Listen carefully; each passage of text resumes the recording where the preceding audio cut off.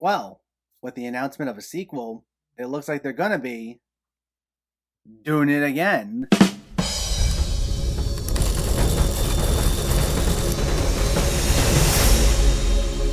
What's going on, everyone? Welcome back to my channel. Today we're talking about a movie that I'm a bit late to talk about, Dune. Before we begin, let me know in the comments what your thoughts on this movie were, if you already saw it, or if you were planning on seeing it, and make sure to hit that thumbs up button if you like these reviews, as it helps me out immensely by getting my content out there. And if you're new here, I hope you consider hitting that subscribe button so you can stay up to date with reviews of new releases, older films, hidden gems, and so much more on a near daily basis. But let's jump right into it, and let's talk about Dune. This stars Timothee Chalamet as Paul Atreides, the son of a noble family who's entrusted with the protection of the most valuable asset and most vital element in the galaxy. One of the most anticipated movies of both this year and last year, as it was one of the many films greatly affected by the pandemic, hit theaters and, to director Denis Villeneuve's dismay, HBO Max back in October. And it's based on the novel of the same name by Frank Herbert, and while I've never read the original novel, it has gained a reputation for being supposedly unfilmable. As we all know, David Lynch directed an adaptation once in 1984, and it was a box office bomb, and audiences were left divided over it. I attempted to watch it myself, but wasn't much of a fan, if I had to be honest. Now, this is a much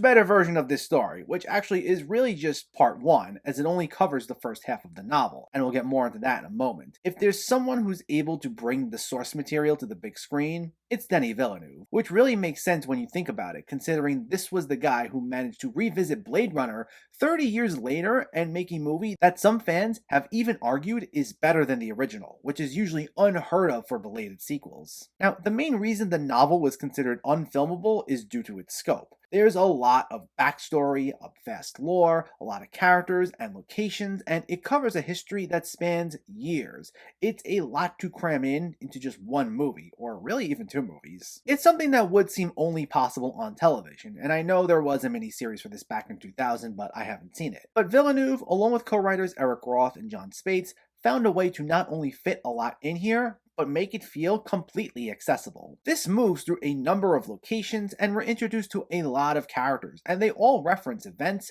people, products, and all these sorts of things, though it never feels confusing. Even if not every single thing completely sticks with you, this doesn't feel like if you missed one line of dialogue, you're completely lost for the remainder of the film. Now, there's certainly a lot of groundwork to lay, and a lot of things need to be set up, but it's never done in this dull exposition dump. I mean, there's a lot of exposition, but it all feels foreboding, and it's done where the film builds tension through it. It's presented in a way where it's made clear to us that what we're seeing is important and it's about to be huge. We get talks of this impending war, we meet a lot of these sinister, antagonistic characters, Paul has these visions of things that are supposed to come, so despite this notion that some people say that nothing's happening or it takes a while for anything to happen, I thought it did a solid job of piquing your interest and hooking you in and giving you enough so that you look forward to the next thing. And speaking of those visions, it's worth noting that Zendaya is mostly seen primarily through these visions. I know she's been a big part of the promotional material for this, and she did a lot of publicity for the movie, but she's actually not in it all that much. Without giving anything away, they are setting her up to have a much bigger role in the next film. And I know by the time I get this review out, a lot of people will have already seen the movie,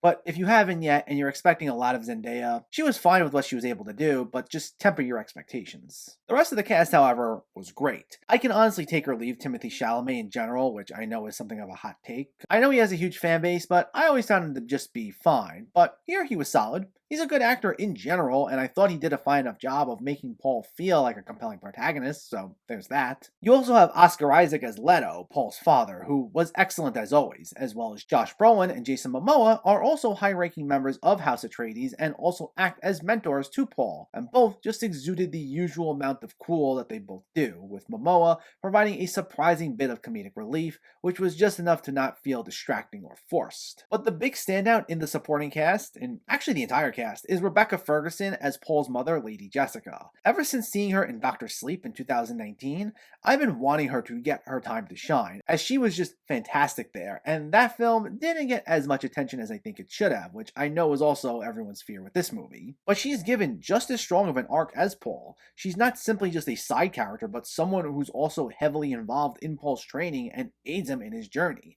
and Ferguson was absolutely commanding. She'd steal the show each and every time we see her, and it seems like people are realizing how good she was, even calling her performance Oscar-worthy, and I'm very happy to hear that. And in terms of the visuals, that's where this movie is simply breathtaking, more than anything else. Villeneuve paid close attention to detail when nailing the atmosphere, and he'd do his best to make moments where there truly was some downtime to still feel grand in scale. The cinematography was stunning. The incorporation of both practical effects and CGI felt seamless, and even for a darker looking film, it didn't feel dismal to look at or unpleasant, nor were things hard to make out. This felt majestic, with the setting feeling as epic as something out of Star Wars or Game of Thrones or Lord of the Rings. And it's worth noting this brings in a little of everything as far as its influences go. I know obviously the original story was written long before franchises like Game of Thrones and Star Wars, but from a visual standpoint, you can see the aesthetics of all these major series just bursting through, from the desert setting like in Star Wars or the Royal Kingdoms feeling like something out of Game of Thrones, and it all just looked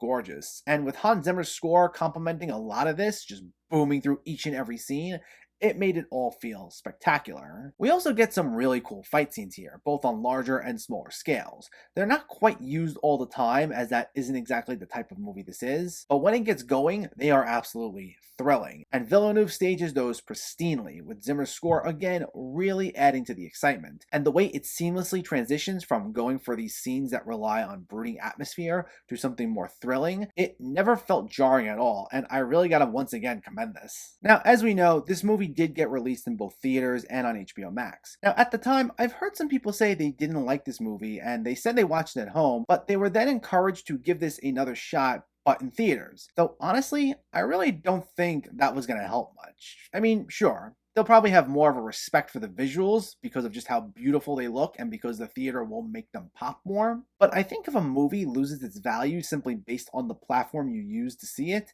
that's not really a good thing if you ask me, as I've seen that happen. If you found the writing poor or the characters weak, a theater's not going to help that much, though in this case, to be clear, I didn't think that. But you should be able to enjoy movies, whether it be small independent films or bigger blockbusters, at home. You should be able to enjoy it either way, so I don't think saying go give it another shot simply because it's in theaters is exactly going to work, at least in my opinion. If someone didn't like the movie because they didn't care for the story or the characters, as unfortunate as that is to hear as someone who liked the movie, I didn't think theaters were going to change too many minds there, in my opinion. And I know the main reason people will say they didn't like this movie is that they felt like nothing happens, at least not until the end. And I will admit, if you're looking for something that's full of fast-paced action every few minutes, this isn't the movie for you. Like I mentioned, the film has a lot of ground to cover, and it's not completely focused just yet on being so action-packed. Now, you can certainly feel that runtime at times, sure. Maybe not every dialogue-driven moment may feel completely emotionally resonant, and the same goes for moments that rely a lot on atmosphere, but I still feel like those moments were the exception, not the rule. And even though there's an emphasis on world building and exposition here, as I said, there is still action, even if it's only used sparingly, and all the exposition-heavy scenes were done in a way that I still found compelling. Though as for other criticisms, the only other one that I really have is that it's truly not a complete story, which I get considering how dense the material is, but it clearly leaves off with an incomplete feel to it. And I know some people have been rolling their eyes at this criticism, and they'll say, well, of course it's not complete, that's why there's a part 2 on the way. And they'll say, why are you fine when one film does it, but you're not fine when this does it? Because there's a balance. You still want to have a sense of satisfaction in some ways by the end of the movie. While you want to look forward to see where things are headed next,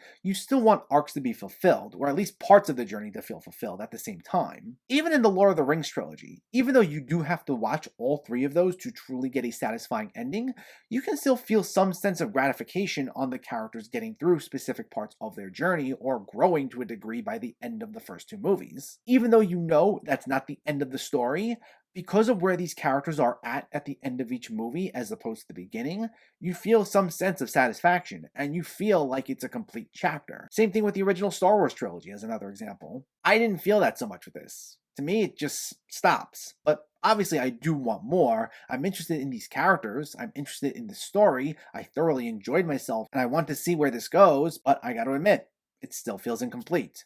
But to be totally clear, despite my issues with the purposely incomplete feel, the film's still a success. Dune was absolutely worth the wait. Denis Villeneuve managed to make the impossible feel possible, giving us an incredibly dense story that was told to be unfilmable and made it feel digestible, especially for mainstream audiences. It's a visually stunning film with a grand scope, and it's supported by some meticulous world building and character work. While the fact it can feel purposely incomplete is a little disappointing, the film does a great job of building this world up and opening doors for so much more to come. It's a journey certainly worth taking, and if you haven't seen it yet, I highly recommend checking it out. Dune gets an 8 out of 10. So let me know, did you see Dune or are you planning to see it, and what were your thoughts? Did you enjoy this universe? Are you looking forward to part 2? Let me know in the comments below so we can discuss. Also, if you enjoyed this video, please like it and share it, and for more movie reviews and film discussion, please make sure to hit that subscribe button to stay updated. Thanks for watching everyone, and keep having fun with film.